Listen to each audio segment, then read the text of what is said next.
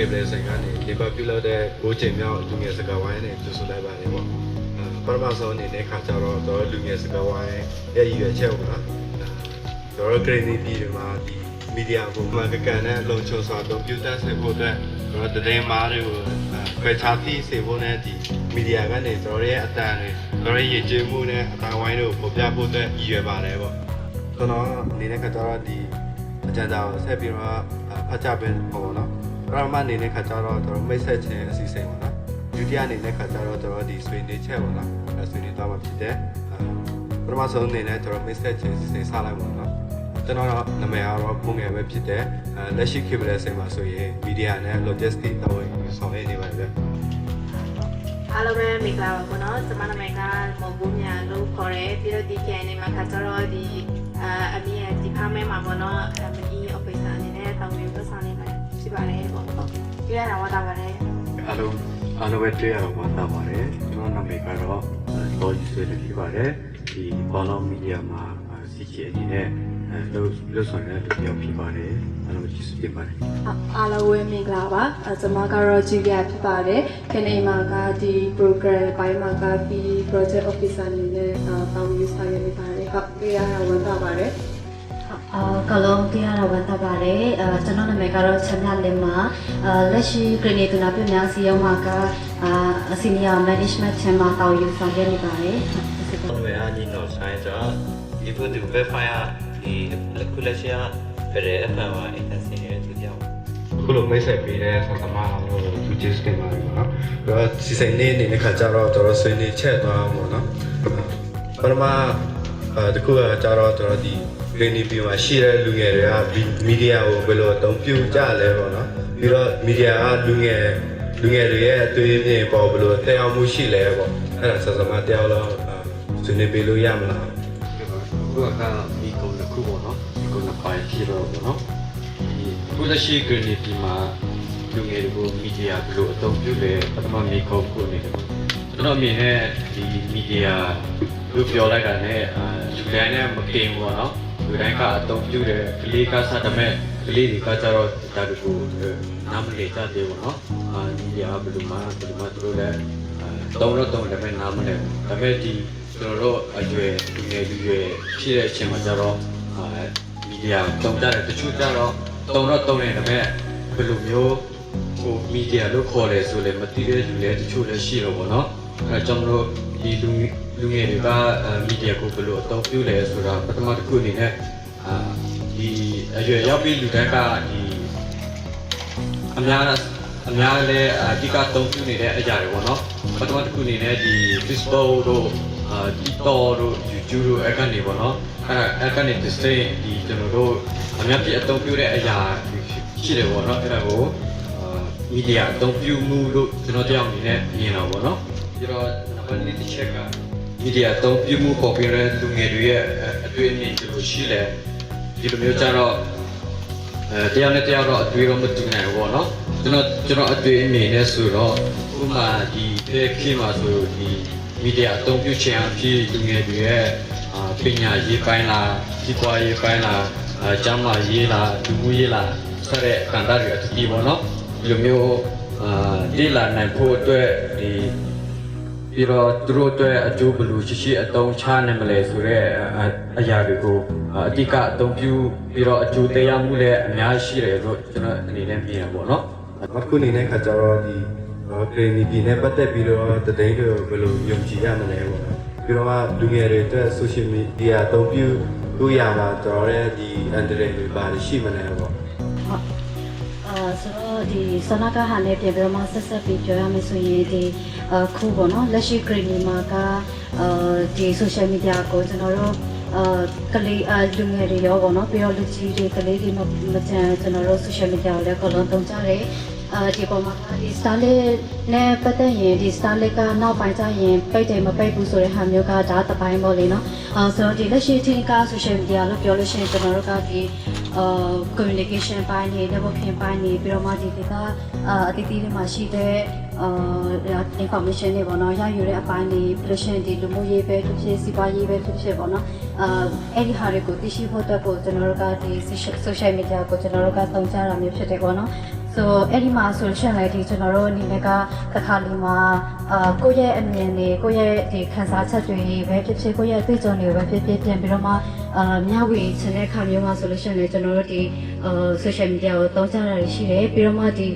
capacity ဘိုင်းပေါ့နော်ကိုယ့်ရဲ့ capacity development အတွက်ဆိုရှင်ဒီဥမာဒီ online ကနေပဲပြ training တက်တဲ့ဟာတွေမျိုးပဲဖြစ်ဖြစ်ပေါ့နော်ဒါကလည်းကျွန်တော်တို့ social media ကိုလည်းသုံးကြတာပဲပေါ့နော်ဆိုတော့ဒီ social media လို့ပြောရင်ကျွန်တော်တို့ကအများကြီးကျေပြတ်နေတယ်ပေါ့နော်အများကြီးကျေပြတ်တော့အဲ့ဒီမှာဆိုရှင်တော့အားသာချက်အားနည်းချက်တွေတော့ရှိကြမှာပဲပေါ့လေဆိုတော့အဲ့ဒီမှာဆိုရင်ဒီ Sona ကပြောတဲ့ communication ပိုင်းတို့ networking ပိုင်းတို့ပြီးရင်ဒီ information ယူတဲ့အပိုင်းတွေကတော့ကျွန်တော်တို့ဒါပေါ့နော်အဲ့လိုမျိုးဒီအဲ့ဒီအပိုင်းတွေကိုပို့ပြီးတော့မှလုံနိုင်လေဆိုတဲ့ဟာမျိုးဆိုလို့ရှိရင်တော့တရားဒါတော့အားသာချက်ပေါ့နော်ဆိုတော့အားသာချက်အားနည်းချက်လို့ပြောတဲ့ခါမှာလည်းကျွန်တော်တို့ရဲ့ဒီ social media ကိုအသုံးပြုမှုပေါ်မှာပဲမူတည်တယ်လို့တော့ထင်တယ်ပေါ့နော်ဆိုကိုကဒါအကျိုးရှိရှိအသုံးပြုနိုင်မယ်ဆိုရှင်တော့ဒါကတော့အားသာချက်ပေါ့လေဆိုတကယ်လို့များဒီကျွန်တော်တို့အနေနဲ့အားနည်းချက်အနေနဲ့ဆိုရှင်တော့ social media ကိုအဲ့လိုမျိုးအလိုလိုကြွကြွပေါ့နော်အရင်ကြီးသုံးမိတဲ့ဟာမျိုးတွေကတော့ဒါတော့အားနည်းချက်အနေနဲ့ဖြစ်သွားမှာပေါ့နော်ဆိုနောက်တစ်ခုကတော့ဒီလူငယ်တွေအနေနဲ့ကျွန်တော်တို့လွယ်မှာပြီးတော့မှသုံးမိတဲ့ဟာမျိုးတွေပေါ့နော်ဥပမာဆိုရင်ကျွန်တော်တို့ game တွေကိုအရင်ကြီးသုံးတဲ့ဟာမျိုးတွေပေါ့နော်ဒါတွေပါမယ်ပြီးနောက်တစ်ခုကတော့ဒီ information ဟာပေါ့နော် information မှာဆိုလို့ရှိရင်လည်းဒီဥမာFacebook မှာပေါ့နော်တူကနေပြီးတော့မှ post တစ်ခုတင်လိုက်တယ်ဥမာအနေနဲ့ဒီမျိုးမှာစစ်ကြောင်းထိုးဖို့ရှိတယ်အဲ့လိုမျိုးဆိုပါဆိုပေါ့နော်အဲ့မျိုးဆိုရင်ကျွန်တော်တို့ကချက်ချင်းshare လိုက်တဲ့ဟာမျိုးပေါ့နော်ဒါကလည်းအကျိုးတရားမှုရှိနိုင်တယ်လို့ထင်တယ်ပေါ့နော်ဒါကိုကျွန်တော်တို့အဖြေကိုမဆန်းစစ်ပဲနဲ့ share လိုက်မယ်ဆိုရင်ဒါကပြည်သူတွေအတွက်လည်းကိုယ်ဆန်းဖြစ်နိုင်တဲ့ဟာမျိုးတွေလည်းရှိတယ်ပေါ့နော်ပြီးနောက်တစ်ခုကတော့ဒီ method hand ပေါ့နော် method hand မှာဆိုလို့ရှိရင်လည်းအကျိုးတရားမှုရှိနိုင်တယ်လို့လည်းထင်တယ်အဲ့မှာကဘယ်လိုမျိုးလဲဆိုရင်ကျွန်တော်တို့လူငယ်တွေမှာဆိုရင်တခြားသူတွေနဲ့ compare လုပ်တဲ့ဟာမျိုးတွေကဖြစ်နိုင်တယ်ပေါ့နော်အဲ့ဒီအပိုင်းမှာလည်းတရားမှုရှိနိုင်တယ်ဒါမဲ့တော့ဒီကိုယ့်ရဲ့ခံစားချက်ကဒုက္ခရှိနေလို့ပေါ့နော် social media ပေါ်မှာကိုယ့်ရဲ့ motivation ကိုဘယ်လိုမျိုးအကောင့်ဆက်ပြီးတော့မှကောင်းလောက်ဆောင်တောင်းတယ်ဆိုတဲ့ဟာမျိုးတွေကအဲ့လိုမျိုးအနေနဲ့အသုံးပြုနိုင်နေဆိုလို့ရှိရင်တော့ဒါတော့ကောင်းတာပေါ့နော်ဒီနောက်တစ်ခုကတော့ဒီ location ပေါ့နော် location ပိုင်းမှာဆိုလို့ရှိရင်တော့ဥပမာဒီ Facebook ပေါ်မှာကျွန်တော်တို့ကတင်တယ်အဲ့ဒီမှာအခုလက်ရှိ green အနေထားရဆိုလို့ရှိရင်တော့ location ပေါ့နော်ကျွန်တော်တို့ရဲ့နေရာတွေဒီလိုမျိုးတွေတင်တဲ့ဟာမျိုးကတော့ကျွန်တော်ရဲ့ local ရတော့ပုံပြီးတော့မှရှိနိုင်တယ်လို့တော့အဲ့ဒီအပိုင်းမှာတော့မြင်မိတယ်ပေါ့နော်ဆိုတော့တခု challenges အနေနဲ့ဆိုလို့ရှိရင်တော့ကျွန်တော်တို့အခုလက်ရှိမှာက internet တွေပြီးတော့မှ local ရေးတွေကတော့အဆင်မပြေတဲ့ဟာမျိုးတွေလည်းရှိတယ်ပေါ့နော်ဆိုတော့ပြန်ပြီးတော့မှချုပ်ရမယ်ဆိုရင်ဒီ social media ကတော့ကျွန်တော်တို့ရဲ့ဒီ communication တွေ networking အပိုင်းတွေပြီးတော့မှဒီ online platform တွေပေါ့နော်ဒီဟာတွေကိုအများကြီးဖန်တီးပေးမဲ့လဲ social media ကိုလိုလိုကျူးကျူးသုံးတဲ့ဟာမျိုးတွေကတော့နေမပြေဘူးပြီးတော့မှဒီ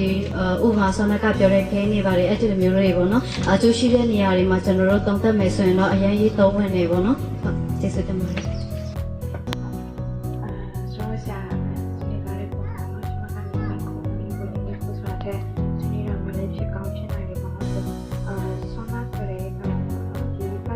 ချက်လို့ပြောတဲ့ခါမှာဒီကိုရင်းမှာပေါ့နော်ကျွန်တော်ကနေတော့လည်းလည်းကိုနေတာမျိုးတွေဒီဗီဒီယိုဖြစ်လာရခဲ့မှာဆိုတော့ကျွန်တော်နေလေ့လာထားတဲ့အရာမျိုးတွေဆိုရှင်တော့ DDP မှာဆိုရှင်တစ်ချက်အစီအစဉ်လေးတွေဆိုတော့ဒီကိုရင်းမှာတော့ဒီ question နဲ့ပတ်သက်လို့ရှင်တော့ဒီကကျွန်တော်နားလည်ထားတာတော့ဒီ question ဆိုတဲ့အစီအစဉ်လေးဒီကအနေနဲ့တောင်းနေတဲ့ပုံစံမျိုးဖြစ်မယ်လို့ထင်တယ်နော်ဆိုတော့ဒီပုံမှာကြည့်မှားတဲ့ solution နဲ့ဆရာတို့ကနေပြန်ပြီးတော့မှဆွေးနွေးလို့ရတယ်ဆိုတော့ပထမတစ်ချက်ဒီ branding ပါပေါ့နော် fashion နဲ့ပတ်သက်လို့ရှိရင်တော့ဘယ်သူတွေ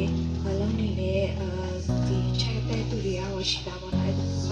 ကဆရာတို့တို့နဲ့လည်းပြန်ပြီးတော့မှအစီအပြီးလို့ရှိရင်တော့ဒီနောက်တစ်ချက်အနေနဲ့ကတော့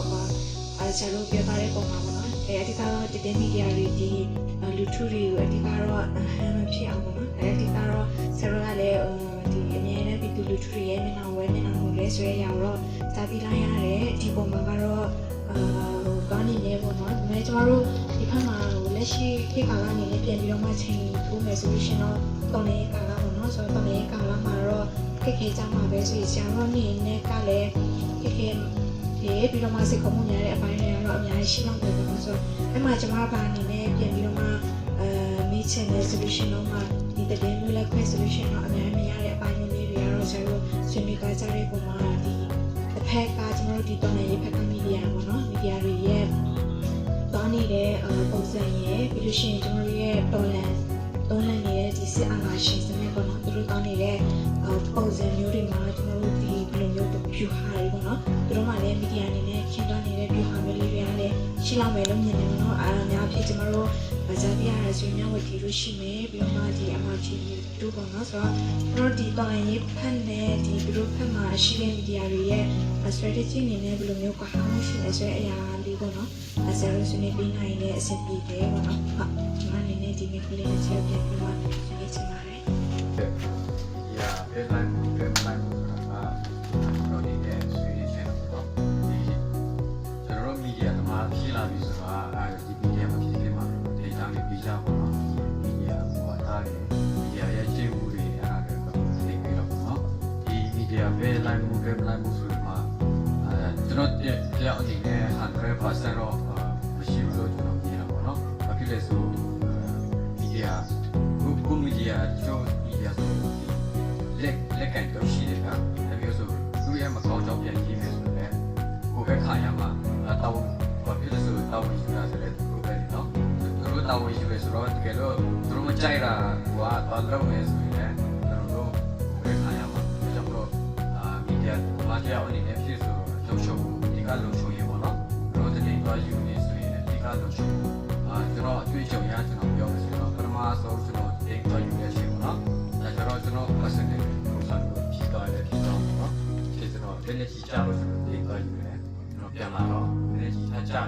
အဲ့လိုထားကြတော့သူများကျွန်တော်တက်လာလို့ဆိုဆွဲတယ်နော်အဲ့ကျွန်တော်လည်းအဲ့ဒါကြတော့ကျွန်တော်စိတ်ကကြပါနော်ကျွန်တော်လည်းတော်လာရင်ခေတ်ကတရားပေါ့နော်ဒီမျိုးကျွန်တော်တင်ပြီးတဲ့မျိုးအဲ့လိုတော့ဆိုကျွန်တော်လည်းဒီမီဒီယာဆိုတော့ဘယ်မှာ live ဆိုတော့လည်းအခါဆက်ပါလို့နော်စီတာဖေးမှာလည်းကျွန်တော်မပေါ့တော့မကောင်းကြောင်းလည်းမကောင်းတာရေးတာမျိုးပေါ့နော်ဒါပေမဲ့ကျွန်တော်တို့ဒီမီဒီယာတော့စီတာဖေးမကောင်းတာရေးရပုံများတာပေါ့နော်ကျွန်တော်ဖေးတော်လာရေးဖေးမှာဆိုရင်လည်းမကောင်းတာရေးရဲဆိုလည်းရတယ်ဒါပေမဲ့ကိုယ့်ရဲ့လုံခြုံမှုကကိုယ့်ရဲ့လုံခြုံရေးကအာမခံမှုရှိပေါ့နော်အဲ့ဒါကျွန်တော်တို့မီဒီယာသမားရဲ့အဓိကစိတ်ခေါ်မှုဖြစ်တယ်ပေါ့နော်ဒီတစ်ခုနောက်တစ်ခုကျွန်တော်တို့ကလောက်တာလေကြာသေးပြောမှလားဒီပေါ့နော်သူအချက်တွေလည်းအများရှိတယ်ပေါ့နော်ကိုတယောက်အနေနဲ့ပေါ့နော်ဒီပြီးတော့ဒီကျွန်တော်တို့ညီငယ်ညီမတို့ပေါ့နော်အကြည့်သူကျွန်တော်တို့ညီငယ်တွေပေါ့နော်ဒီမီဒီယာအခွင့်အလမ်းအထပ်ပြီးပြောရှင်ပေါ့နော်ဒီမီဒီယာအခွင့်အလမ်းကိုကျွန်တော်တို့တနေရပါတယ်မတရားမှုတစ်ခုတွေ့တယ်ဗျာဥပမာပေါ့နော်မတရားမှုတစ်ခုတွေ့တယ်ကျွန်တော်တို့ရရွာမှာမျိုးတွေဖြစ်တယ်အမှအုပ်ချုပ်ရေးမှုကတရားပေါ်မတရားမှုလုပ်တယ်သူမှသူမပြောရဲပေါ့နော်သူမှသူမပြောရဲဆိုအဲ့ဒါသူ့ပေါ်မှာတောင်းရှိတယ်ဆိုတော့ကျွန်တော်မီဒီယာပေါ်မှာပေါ့နော်ဒီလိုဆိုအမှတရားကိုကျွန်တော်တို့ပုံပွင့်မလားဟောရေးသူများပြည်ရှိမှချပြမလားအဲ့ဒါပေါ့နော်အဲ့တော့ကိုတရားအနေနဲ့ဒီလိုကိုအများပြည်သူတွေပေါ့နော်အမှတရားချပြနိုင်ဖို့အတွက်ကျွန်တော်တို့မှာတောင်းအပြည့်ဟောရှိတော့ပေါ့နော်အဲကြောင့်မလို့ဒီကျွန်တော်တို့မီဒီယာတရားအနေနဲ့ကျွန်တော်မီဒီယာအပြည့်ပေါ့နော်ဒီလိုမျိုးပြောချင်းဆိုလည်းဒီကိုပေါ့ဝင်မှာရှိတဲ့ကောမီဒီယာသမားမဟုတ်တော့ပါဗျာသူခုမြေလည်းကိုအမြင်ပေါ်တာရှိရဲ့မီဒီယာနဲ့ချောင်းချဒီပြောဒီမီဒီယာကလည်းစိတ်အဲ့စိတ်ကနေပေါ်တော့ဒီမျိုးအစစိတ်ပေါ်နော်ဒီလိုဆိုခဏက chat မျိုးဒီတည်းယုံကြည်မှုရှိမရှိအဲ့ဒါဆိုလည်းအဓိကပေါ့နော်ဒါကြောင့်မလို့ဒီတည်းတစ်ခုဖြစ်ဖို့ဆိုတာကအဓိကမြေပြင်မှာကျွန်တော်တို့လှုပ်ရှားတဲ့လူပေါ့နော်အဲ့ဒါတော့ရောက်စီစီတယ်တော့ရောက်စီစီပြီးမှပဲကျွန်တော်တို့က editor ပို့တယ် editor ဒီစိတ်စီစီပြီးမှဒါအထိတ်တော့ပေါ့နော်ဒါကြောင့်မလို့မီဒီယာကျွန်တော်တို့ကဒီမီဒီယာဖြစ်တော့ပေါ့နော် lobby မဟုတ်တော့ဖြစ်တဲ့အတွက်ကြောင့်မလို့ကျွန်တော်တို့မီဒီယာဆိုတာကတိကျတော့ပေါ့နော်ယုံကြည်မှုပြည်သူတွေနဲ့ယုံကြည်မှုကျွန်တော်အမြင်ဆိုတော့100%လောက်ရှိမယ်လို့ကျွန်တော်မြင်ပါတော့။ဒီလိုမယုံကြည်သူကပြင်တော့မယုံကြည်ရဘူးတော့အဲ့ဒါပဲကျွန်တော်မြင်ပါတယ်။ယုံကြည်စုပါ ပြီးတော့ဆွေးနွေးချင်တာရှိတော့ပါတော့ဒီinternet လာဒီ ဘယ်လိုလောက်နေရမှာဆိုရင်ကျွန်တော်လူငယ်တွေတင်းချက်လို့ဘယ်လိုရယူနိုင်မလဲပေါ့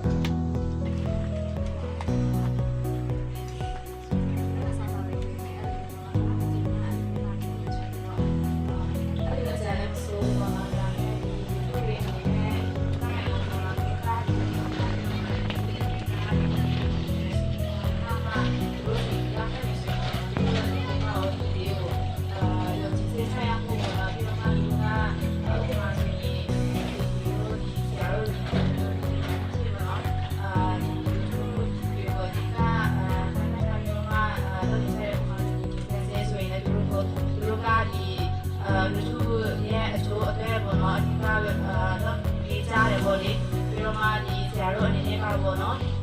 ဒီဒီအနေနဲ့ပေါ့လူထုတွေနဲ့ဘယ်လိုမျိုးရုပ်ရှင်တို့ဒီစားစားတယ်ပေါ့နော်ဆရာအဲ့ဒါ တော့အခုနေတဲ့အခါကျတော့မီဒီယာကနေကျွန်တော်လူငယ်အတားကိုလို့ပြနိုင်တယ်ပေါ့ ဒီကြပေါ်ကနေဒီရတာပေါ့နော်ဒီသူတကြီးပေါ့နော်ဒီ YouTube ကြီးများဒီမှာဘောတို့ပေါ့နော်ဒီကဘာလူငယ်များဒီကဲတဲ့ခေါက်ကမျိုးပေါ့နော်ငယ်တွေဘယ်လိုမျိုးလှုပ်ရှားကြလဲဒီလူငယ်တွေပဲဒီလောက်ရှိပြီးဘယ်လိုမျိုးအစုဖွဲ့ရှိပြီးတော့ဘယ်လိုမျိုး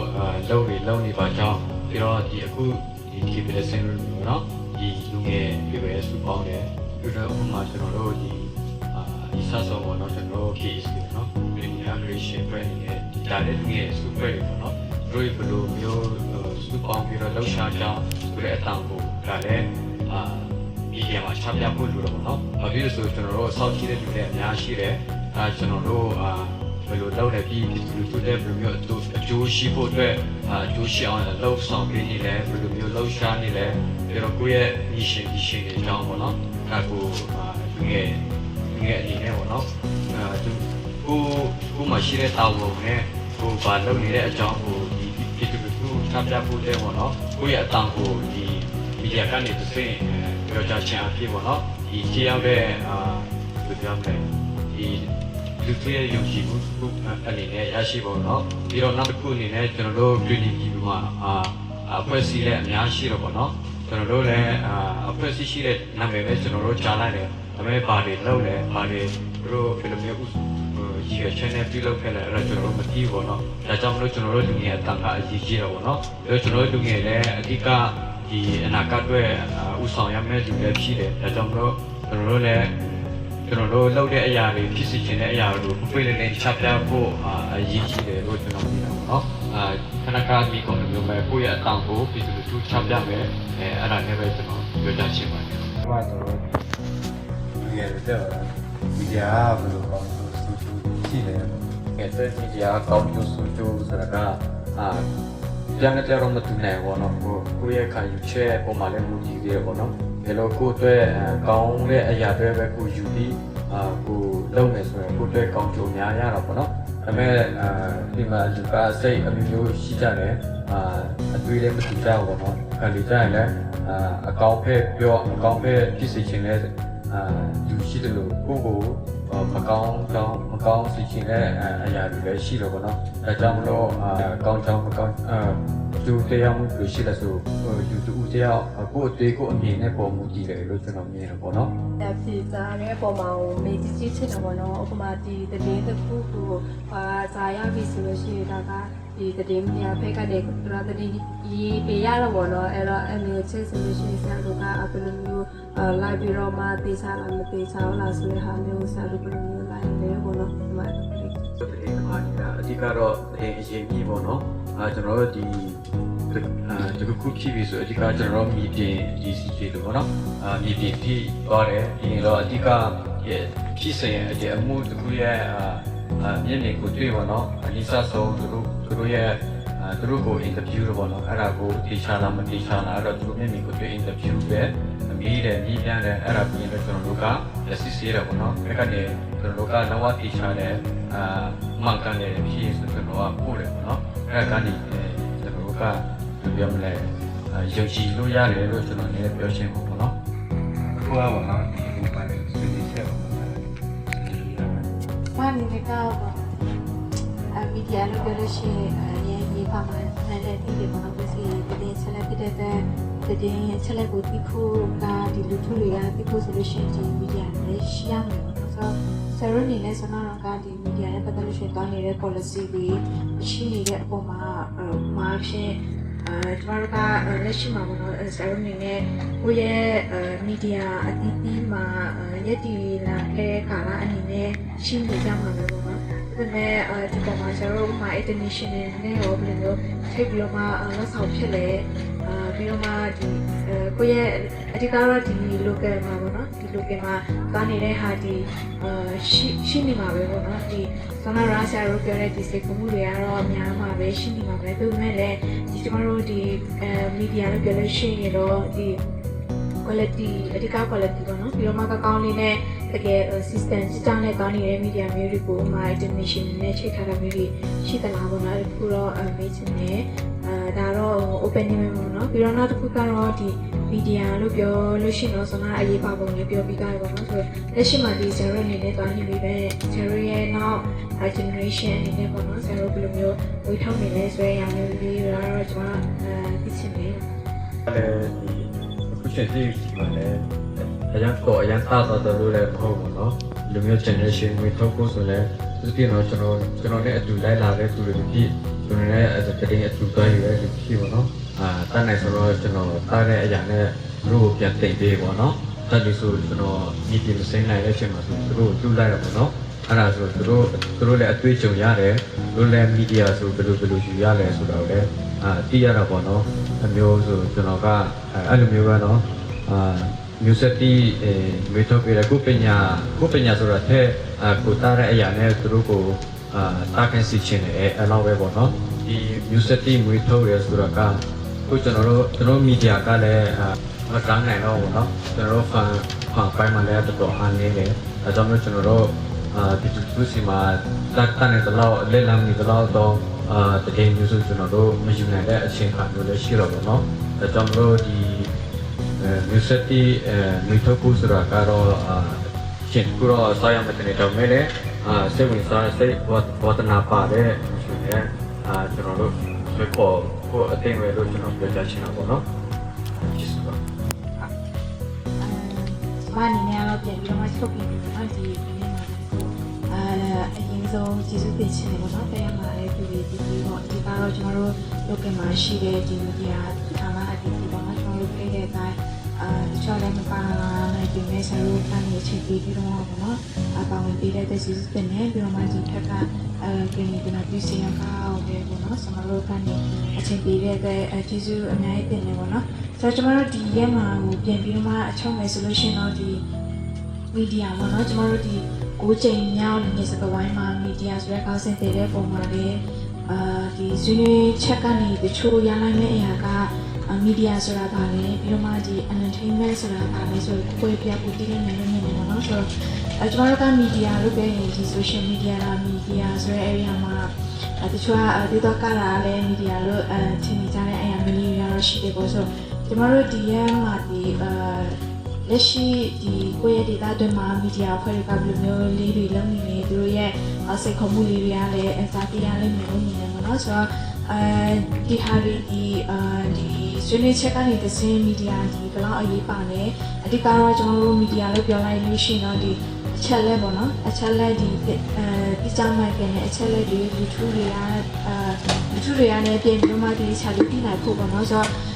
ဒီလိုမျိုးအကြောင်းလေးတွေဆွေးနွေးကြတဲ့အချိန်မှာလည်းကျွန်တော်တို့ဒီလာမယ့်18ရက်နေ့ကတည်င်းတွေတချို့လေးတွေပေါ့နော်ဆိုတော့ဒါလည်းတည်င်းလို့ပြောရတဲ့ဟုတ်မဟုတ်လဲတခြားတော့မသိဘူးပေါ့နော်ဒီစတိုင်းပိတ်မယ်ဆိုတဲ့အရာမျိုးလေးတွေပေါ့ဆိုတော့ကျွန်တော်တို့ကနေဒီလူငယ်စကားဝိုင်းကမီဒီယာမှာပြသတာကလည်းဒီရဲ့ဟုတ်ချင်လဲဟုတ်နိုင်မယ်ပေါ့နော်ဒီခဏပေါ့နော်ကိုရဲ့ကိုချိန်မြောက်ကလည်းနောက်ဆုံးဖြစ်ရင်လည်းဖြစ်ကောင်းဖြစ်နိုင်တယ်သူပေမဲ့ဒီတည်င်းကလည်းမတိချောဆိုလို့ရှိရင်တော့10ချိန်မြောက်လည်းဖြစ်လာနိုင်မှာပေါ့နော်ဒီမီဒီယာပုံမှန်လေးဆိုတော့ ဒီရက်မှာကကျွန်တော်တို့ဒီ green မှာရှိတဲ့ media တွေရဲ့တောင်းတနေတဲ့ပုံစံမျိုးလေးတွေပြီးတော့မှသူတို့ရဲ့ဒီ policy နဲ့ပတ်သက်လို့ရှိရင်တော့သူတို့ဒီ ethnic ကရောဘယ်လိုမျိုးတောင်းနေလဲဆိုတော့အရာမျိုးလေးတွေကတော့စာတီးရလိမ့်မယ်လို့မြင်မိတယ်ပြီးလို့ရှိရင်တော့ဒီ packet plan ပေါ့နော်ကျွန်တော်စာလေးများလို့ရှိရင်တော့ဒီ media နဲ့ပတ်သက်လို့ရှိရင် YouTube တွေကိုဘယ်လိုမျိုးဒီချက်လက်တွေပြမလဲပေါ့နော်ဆိုတော့ကျွန်တော်တို့ဆောင်းမတော့လည်းဆွေးနွေးသားကြတဲ့အချက်မျိုးလေးတွေရှိတယ်ပေါ့နော်ပြီးတော့မှဒီပေါ်မှာထပ်တွေ့စဉ်းစားရမယ့်အရာဒီအဓိကအခြေခံလူတန်းစားတွေပေါ့နော်ဆိုတော့ဒီအခြေခံလူတန်းစားတွေအတွက်ကတော့ကျွန်တော်တို့ဘယ်လိုမျိုး plan တွေလုပ်ကြမလဲတည်လို့ပြောလို့ရှိရင်လူမျိုးဘာသာမရွေးလူတန်းစားမရွေးပေါ့နော်အားလုံးတည်တဲ့အရာဖြစ်တဲ့အတွက်အားလုံးကလည်းတီးနိုင်ဖို့ဒီအခွင့်အလမ်းကိုကျွန်တော်တို့ဘယ်လိုမျိုးဖန်တီးနေဆိုတော့ခါကကျွန်တော်တို့စဉ်းစားချက်ဖြစ်တယ်ပေါ့နော်ဆိုတော့ဒီပေါ်မှာလည်းဆက်ပြီးတော့မှတောင်းလိုက်ဖို့ကလည်းလိုအပ်မယ်လို့မြင်မိတယ်ပြီးလို့ရှိရင်တော့ဒီအတင်းနဲ့ပတ်သက်လို့ရှိရင်တော့တိုင်းရမယ့်ပုံစံမျိုးလေးတွေတချို့ပိုင်းလေးမှာတော့ကွဲလွဲချက်တွေရှိတယ်ဒီအဓိကတော့ခံယူချက်ပေါ်မှာမူတည်ပြီးတော့မှကွဲပြားသွားတဲ့အရာမျိုးလေးတွေရှိတယ်ဆိုတဲ့အရာမျိုးလေးကသိလိုက်ရတယ်ပေါ့နော်ပြီးလို့ရှိရင်တော့ဒီ media နဲ့ပတ်သက်လို့ရှိရင်ကျွန်တော်တို့ generation ပေါ့နော်လက်ရှိမှာဒီကတိလူငယ်တွေဥဆောင်နေပြီမဲ့နောက်လာမဲ့ဆက်ပြီးတော့မှသွားမယ်ကဏ္ဍတွေဒီဘယ်လူငယ်တွေဥဆောင်ကြမလဲဆိုတဲ့အရာမျိုးလေးမှဆရာတို့ကနေဖြည့်ပြီးသွားတဲ့အရာမျိုးလေးတွေအားရှိတယ်ပေါ့နော်ဆိုတော့လက်ရှိမှာဒီကျွန်တော်တို့ရှိနေတဲ့ပညာတွေနဲ့ပြန်ပြီးတော့မှ share လုပ်ကြတယ်ပြီးတော့မှဒီအတွေ့အကြုံပေါ့နော်ဒီခြာလေးပြန်ပြီးတော့မှလုပ်နေရတဲ့အနေအထားတစ်ခုတော့ဆွေးနွေးသားကြတယ်ဆိုတော့ဒီရက်မှာကအပါဝင်ပေါ့နော်ဒီမှာရှိတဲ့လူတွေကလည်းဒီမီဒီယာရဲ့အခမ်းအနားအရေးပါပုံပြီးတော့မှကျွန်တော်တို့လက်ရှိမှာဒီခေတ်ကောင်းတဲ့ချိန်တွေမဟုတ်ဘူးเนาะတလင်းကာလာဖြစ်တဲ့အတွက်ဒီခဲမှုတွေဒီစေခုံမှုဒီအချားမှာကျွန်တော်တို့ဒီကတော့လူထုကိုမျက်နှာမူဦးတည်တဲ့ဒီမီဒီယာတွေကဘယ်လိုမျိုးလှုပ်ဆောင်နေလဲဆိုတဲ့အရာလေးကိုလည်းကြားသိရလိမ့်မယ်လို့မြင်နေမိတယ်ပေါ့နော်ဆိုတော့ကျွန်တော်တို့ရဲ့ဒီကနေ့စီစဉ်အနေနဲ့အားလုံးကိုလည်းကျေးဇူးတင်ရှင်နေပြီးတော့မှဒီGrandana ပေါ့နော် Grandana လို့ပေးတဲ့ဆရာဖွင့်ရလေးကြီးစစ်နေလက်ရှိမှာလည်း Kiblesin ရဲ့ media ပိုင်းနဲ့ပတ်သက်တာပဲဖြစ် editing ပိုင်း solution တော့သူ့အများကြီးအားကိုးရတယ်ပေါ့နော်ဆိုတော့ကျွန်တော်တို့ကလည်းဒီ generation တစ်ခုအနေနဲ့မြင်ပါတယ်ဆိုတော့ဒီထက်ပိုပြီးတော့မှလုံနိုင်တဲ့အရာမျိုးလေးတွေပေါ့နော်ဆိုပြီးတော့မှဒီဆရာတို့ဘက်ကနေလည်းချိတ်ဆက်ရမယ့်ကဏ္ဍလေးတွေလည်းရှိလိမ့်မယ်ပေါ့နော်ဒီကတော့ပညာ solution တော့ share လုပ်ရမယ့်အပိုင်းမျိုးလေးတွေပေါ့နော်ဆိုတော့ကျွန်မအပိုင်းကိုလည်းပို့ပြီးတော့မှမြင်ဖြစ်ပါတယ်ပေါ့ဆိုတရားလာကြတဲ့သူတွေအားလုံးလည်းကျွန်မအနေနဲ့